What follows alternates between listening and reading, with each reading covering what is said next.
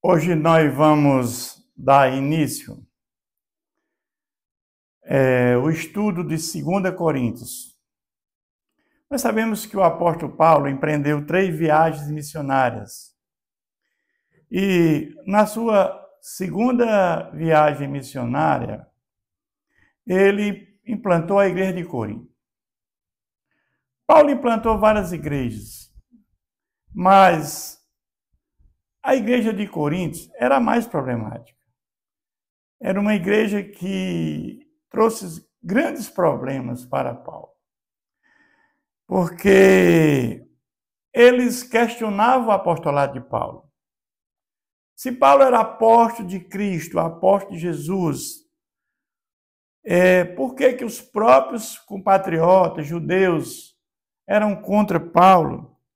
E se Paulo era um missionário, um mensageiro de Deus, por que ele sofria tanto? Onde ele chegava, era açoitado, era preso, chicoteado. E os judaizantes, que eram aqueles judeus cristãos, eles diziam que o evangelho que Paulo pregava era incompleto. Ou seja, eles eram falsos profetas. Porque quando Paulo implantava a igreja e saía, eles minavam o evangelho de Paulo. Eles diziam, olha, o evangelho de Paulo é incompleto, porque Paulo fala de uma salvação pela fé em Jesus. Mas não é só isso que leva à salvação. É preciso obedecer às obras da lei, é preciso a circuncisão, guardar as festividades, a questão da alimentação. Isso não é mais verdade. Com o que Paulo pregava com a nova aliança, isso não tinha mais sentido. Mas esses judaizantes, judeus convertidos, diziam que era necessário ainda isso para a salvação. E eles também diziam que Paulo não tinha condições de ser apóstolo, porque ele não tinha estado com Jesus. E Paulo já tinha dito em várias situações que ele mesmo fora de tempo, ele esteve com Jesus. E essa igreja tinha muitos problemas. Nós vimos na primeira carta de Paulo aos Coríntios, a questão do véu que era usado, a questão da ceia do Senhor que era feita de forma errada. Existe imoralidade dentro da igreja, litígio entre os irmãos, e eram coisas que aconteciam que Paulo teve que enfrentar. Mas esses primeiros 6 capítulos da carta de Paulo aos Coríntios, 2 Coríntios, Paulo defende o seu apostolado. É basicamente Paulo se defendendo. Defendendo que seu apostolado, a sua palavra, ela é a palavra do nosso Deus. E ele começa dizendo o seguinte: Paulo, apóstolo de Cristo Jesus, pela vontade de Deus. Então ele aqui está já dizendo isso para reafirmar o seu apostolado, que tinha consonância com o nosso Deus. Ele aqui está dizendo que ele teve um encontro com Jesus. E Jesus tinha dito para ele que ele iria sofrer pelo nome do Evangelho. E levaria a mensagem salvífica de Jesus para reis, judeus e gentios. Então, Paulo tinha essa consciência desse encontro que ele teve com Jesus fora de tempo. Quando ele ia ali para Damasco, ele tinha carta da sinagoga para perseguir o povo, prender, açoitar. E ali ele é escolhido por Deus para fazer esse trabalho missionário. E nós vamos entender que Paulo, por ser um homem culto, um homem conhecedor da Tanakh, discípulo de Gamaliel, um homem que falava 4 idiomas, falava o grego, o latim, o aramaico, o hebraico, só ele tinha condições para fazer o que foi feito, levar essa mensagem para a Ásia, para a Galácia, para a Macedônia. Então ele foi preparado para isso. Ele diz, e o irmão Timóteo, a igreja de Deus, que está em Corinto, e todos os santos em toda a Ásia, aquela região. O Timóteo estava com ele nesse momento. Graça a vós outros e paz da parte de Deus, nosso Pai, Senhor Jesus Cristo. Essa é a saudação padrão de Paulo. Graça e paz a vós outros, né? Shalom, o amém. Ele diz o seguinte: bendito seja o Deus e Pai de nosso Senhor Jesus Cristo, o Pai de misericórdia e Deus de toda consolação. O que Paulo quer dizer com isso aqui? Paulo quer dizer que a misericórdia de Deus se renova cada manhã e duram para sempre. Só as misericórdias do Senhor fez com que ele aguentasse aquele sofrimento que ele passou. Ninguém sofreu mais do que Paulo. Os sofrimentos de Paulo foram terríveis. Paulo foi apedrejado em Listra, Paulo sofreu açoites, quarentena de açoites, Paulo foi preso, Paulo sofreu batidas, Paulo sofreu muito por conta do Evangelho de Jesus Cristo. É Ele que nos conforta em toda a nossa tribulação, para podermos consolar os que estiverem em qualquer angústia, com a consolação com que nós mesmos somos contemplados por Deus. Então, Paulo aqui está dizendo que o sofrimento, a tribulação que ele passa, é uma maneira que ele encontra de consolar os que também passarem por isso. Porque ele vai ser testemunha, né, desse sofrimento. Ele vai dizer, olha, eu sou testemunha viva desse sofrimento. Estou aqui, né, pregando a palavra de Deus com intrepidez. É isso que ele quer mostrar, que esse sofrimento não vai pará-lo. E ele vai servir de exemplo para os demais. Porque assim como os sofrimentos de Cristo se manifestam em grande medida a nosso favor, assim também a nossa consolação transborda por meio de Cristo.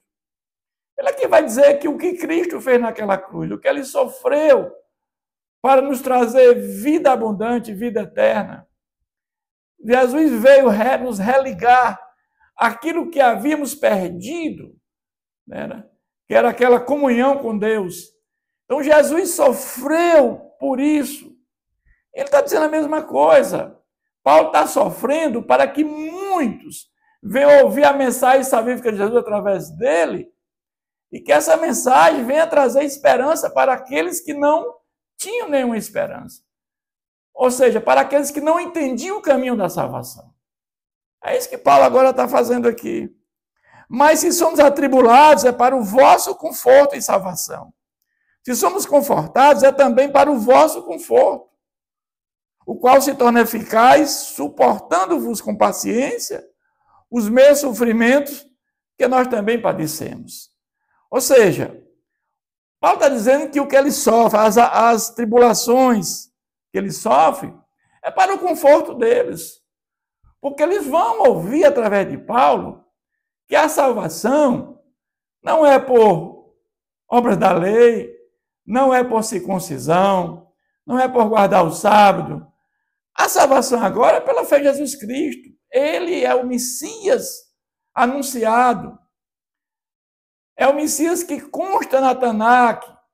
Agora eles vão entender que aquilo que está lá em Isaías, que está nos demais livros da Bíblia, o Messias é Jesus. E ele veio trazer salvação para todos. Todos aqueles que colocaram a fé em Jesus Cristo terão salvação em vida eterna. É isso que está dizendo. Ele é atribulado, mas conforto e salvação. A nossa esperança a respeito de vós está firme, sabendo que, como sois participantes do sofrimento, assim o sereis da consolação. Paulo aqui está nos dizendo que a vida é um sopro. Nós estamos aqui de passagem. A qualquer momento podemos partir. E ele diz que aqueles da igreja de Corinto que estão firmes, são participantes do sofrimento, eles também serão confortados e consolados.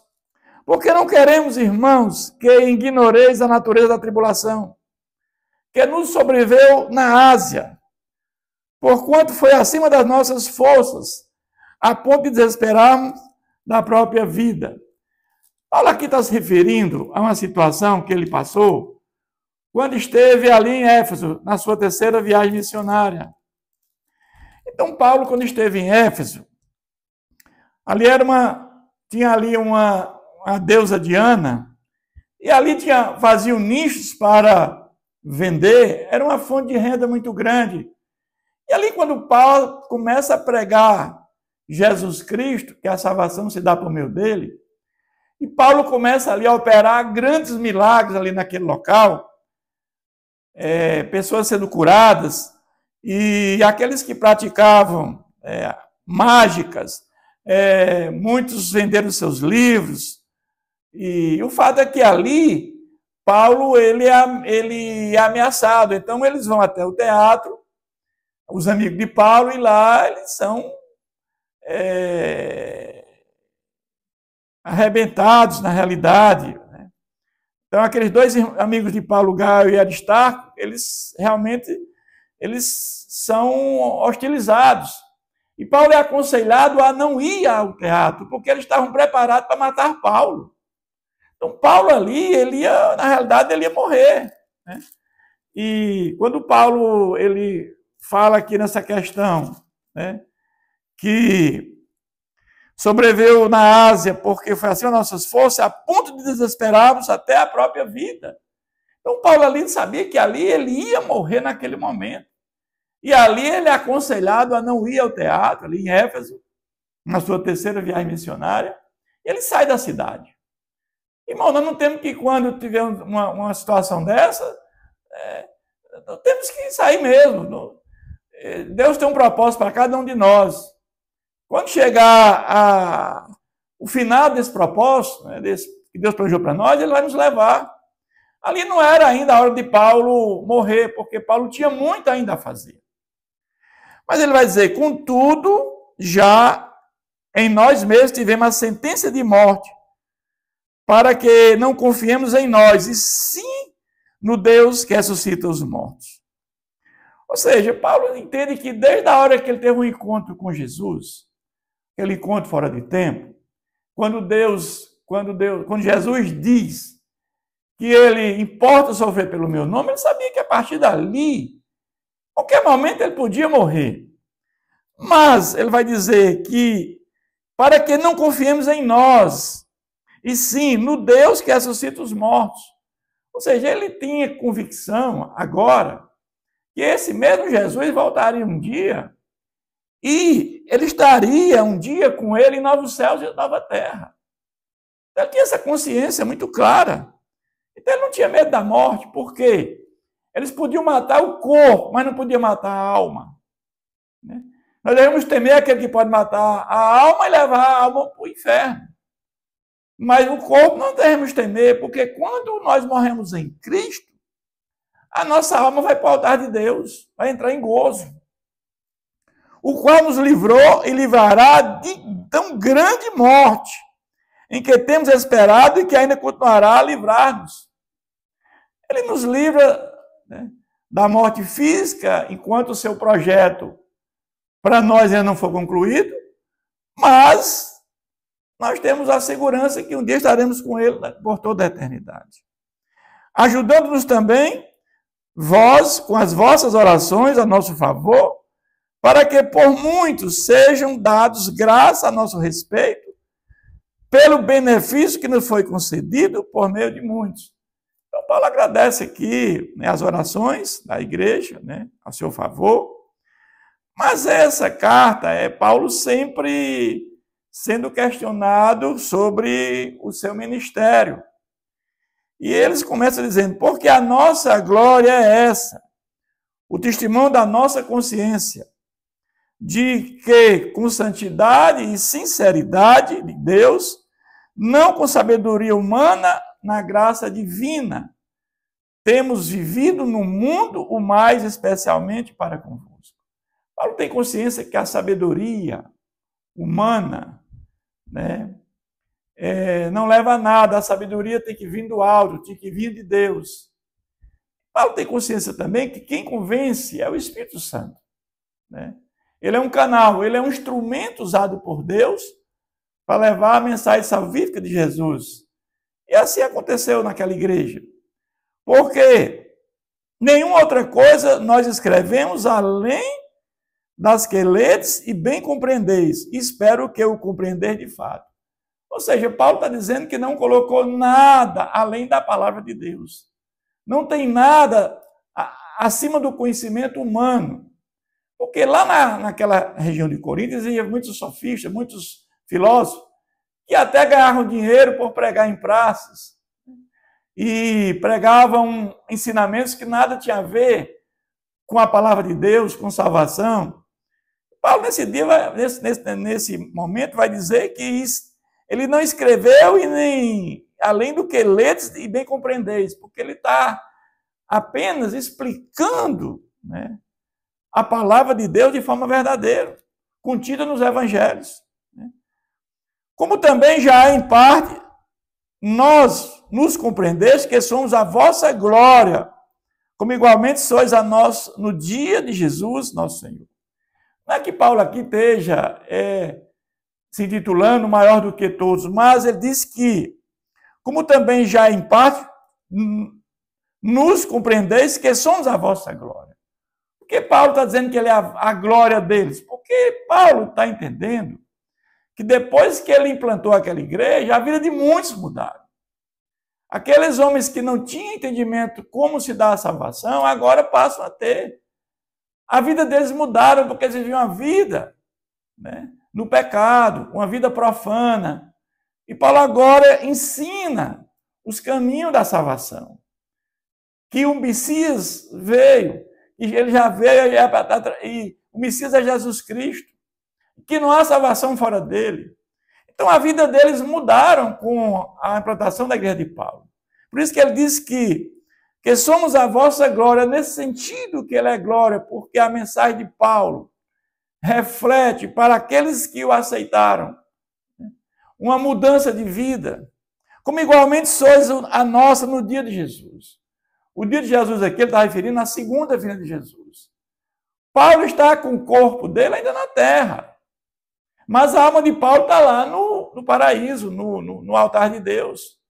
E no dia de Jesus Cristo, nosso Senhor, ele estará com Jesus num corpo glorificado, como também os todos que se salvaram. É isso que ele está dizendo. E ele diz, eu falo o que escrevo.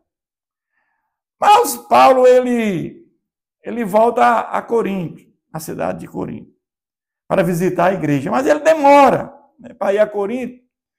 E ele é questionado, ele é acusado de leviandade sem confiança. Porque ele demora um pouco a visitar. E aqueles judaizantes, aqueles falsos profetas que minavam o trabalho de Paulo. Porque diziam que o trabalho de Paulo era incompleto. Era mais alguma coisa. Os judeus que eram cristãos, eram falsos, né, profetas, diziam que não era só o que Paulo pregava que levava à salvação. É preciso ainda obedecer às leis de Moisés, era preciso ainda observar as festas, a circuncisão. Ele vai dizer, com esta confiança, resolvi ir primeiro encontrar-me convosco, para que tivesse um segundo benefício. Ou seja, Paulo vai, como é que Paulo procedia? Paulo implantava uma igreja, depois disso Paulo visitava essas igrejas para ver como estava o comportamento da igreja, e depois Paulo escrevia cartas para consolidar a igreja. Era esse o trabalho de Paulo, né? Mas Paulo fazia tudo isso, né, sem nenhum lucro. O objetivo de Paulo era ganhar almas para Jesus. Da maneira que Jesus trouxe a graça salvadora como fundamento da salvação, Paulo também tinha esse objetivo, que era pregar a palavra de Deus, porque através da palavra de Deus muitos iam ouvir, para que o Espírito Santo viesse a converter muitos. Porque nós não temos a capacidade de convencer ninguém, quem convence é o Espírito Santo. A nossa missão que Jesus confiou é pregar a palavra de Deus. E Paulo entendia isso claramente. Ele vai dizer, com esta confiança, resolvi ir primeiro, encontrar-me convosco para que tivesse um segundo benefício. Ou seja, mais uma vez, um segundo benefício, no sentido de reafirmar tudo aquilo que ele já tinha pregado. e por vosso intermédio passar a Macedônia, e da Macedônia voltar a encontrar-se convosco, e ser encaminhado por vós para a Judéia. Então aqui está planejando, né? Ora, determinando isto, irei porventura, agindo com leviandade. Paulo planejou passar em Corinto, depois ir a Macedônia e depois voltar de novo até lá. Mas o fato é que essa segunda viagem que Paulo planejou, ele não conseguiu fazer a segunda visita, né? E aí ele diz o seguinte: ora, determinando isto, terei porventura agido com leviandade, porque ele estava sendo acusado de leviandade e uma pessoa sem confiança. E tudo que esses judaizantes queriam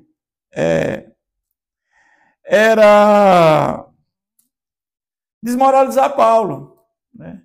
Porque isso é o evangelho. Porque uma pessoa, quando é desmoralizada, ela passa a ser desacreditada, né? E também dizer que Paulo não tinha condições de ser apóstolo porque não esteve com Jesus. Então, esse era o que eles queriam, desmoralizar Paulo. Acusado de leviano e sem confiança. Então, esses 6 primeiros capítulos, estes 6 primeiros capítulos de 2 Coríntios, é no sentido de Paulo defender o seu ministério, o seu apostolado. E ele vai dizer: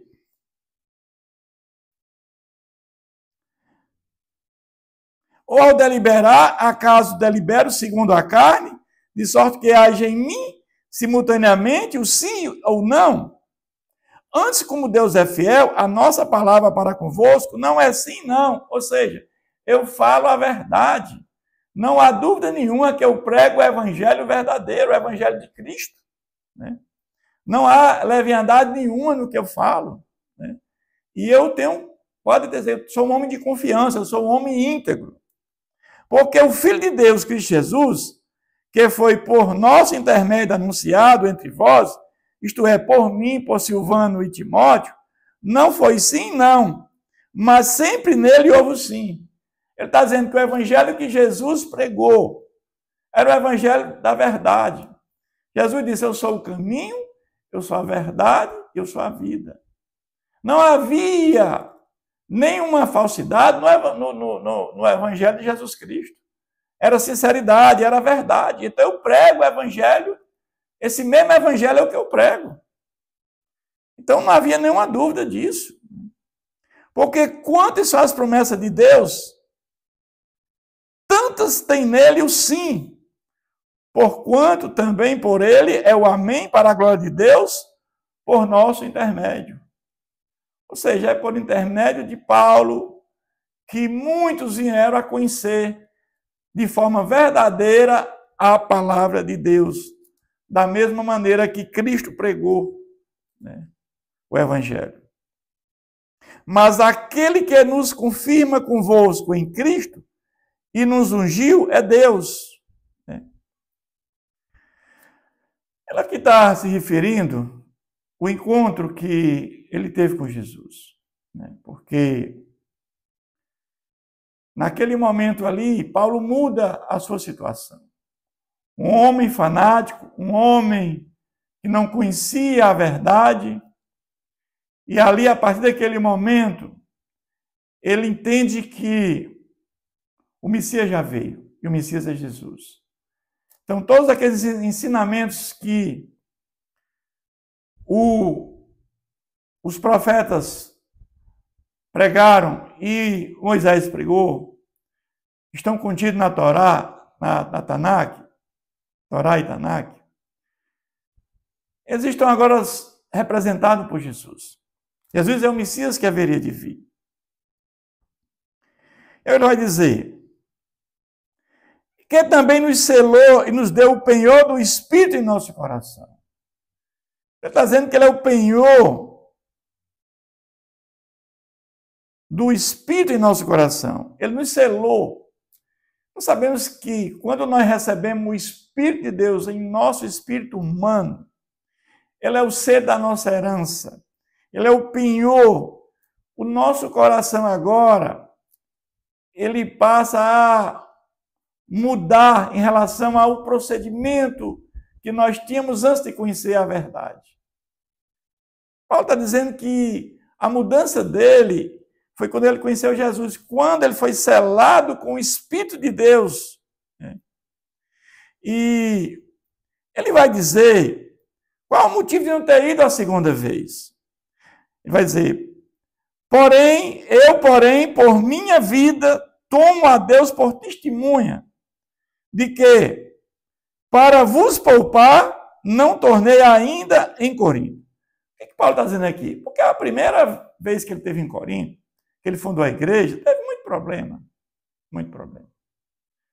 E Paulo sabe a dificuldade que ele passou. E, na realidade, Paulo ele escreveu 4 cartas para esta igreja. 2 delas se perderam, ou seja, a primeira carta se perdeu. Então, a carta de 1 Coríntios é a segunda carta que ele enviou. E a terceira carta também se extraviou, perdeu. E a quarta carta que ele escreve é essa aqui que nós estamos lendo, que é a 2 Coríntios. Mas o motivo dele é esse, ele coloca Deus por testemunho de que, para vos poupar, não tornei ainda a Coríntios. Por conta disso. E ele agora vai concluir esse capítulo dizendo, não que tenhamos domínio sobre a vossa fé, mas porque somos cooperadores da vossa alegria, porquanto, pela fé, já estás firmado. Paulo tinha alegria em ver a igreja que ele plantou firmada na fé em Jesus Cristo, né? Então a alegria de Paulo era essa, é ver que todos aqueles irmãos estavam firmes na fé, ou seja, o trabalho dele consolidado. Essa é a maior alegria de Paulo. O homem que deixou tudo, né, por conta do evangelho, um homem que tinha uma vida, né, boa no sentido temporal, ele abandona tudo, a família, o valor temporal, e ele para se dedicar à pregação da palavra, para que muitos venham escutar a palavra de Deus e venham ter salvação e vida eterna. Então, o prazer de Paulo era que todos chegassem ao pleno conhecimento da verdade. Paulo chega a dizer que queria ser maldito, mas que todos os seus compatriotas viessem a entender o caminho da salvação. Essa é a mensagem de Paulo, né, nesses primeiros 5 capítulos. O primeiro capítulo nós acabamos de ler, de estudar. Paulo defendendo o seu ministério. Que Deus continue abençoando sempre.